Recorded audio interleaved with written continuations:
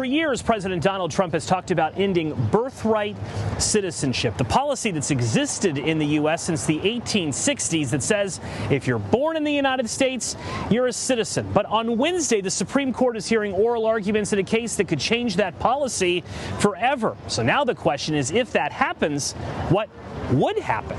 This is what democracy looks like. It's a political fight years in the making, and while a decision on birthright citizenship from the Supreme Court won't likely take place for several months, oral arguments on Wednesday are raising the possibility of what might happen if President Donald Trump gets what he wants from the Supreme Court. As a reminder, the 14th Amendment says all persons born or naturalized in the United States and subject to the jurisdiction thereof are citizens of the United States. The Trump administration believes that is being interpreted incorrectly. A brief to the court filed in March claims the main object of the Citizenship Clause was to grant citizenship to freed slaves and their children.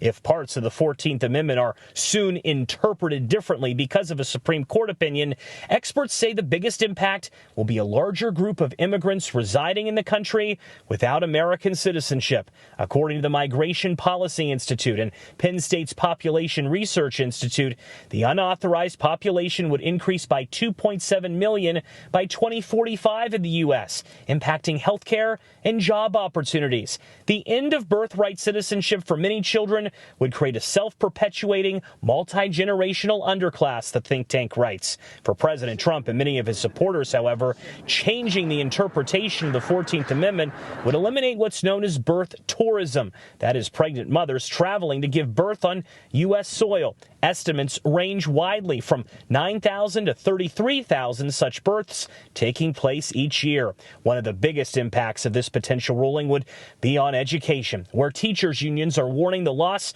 of American citizenship would mean fewer financial aid opportunities. Some states in recent years have even considered bans on non-Americans from attending public schools. A 2025 Pew Research poll found the country split over the question of birthright citizenship for the children of parents who immigrated illegally. 49% saying they should not be citizens, 50% saying they should. Joe St. George, Scripps News Group, Washington.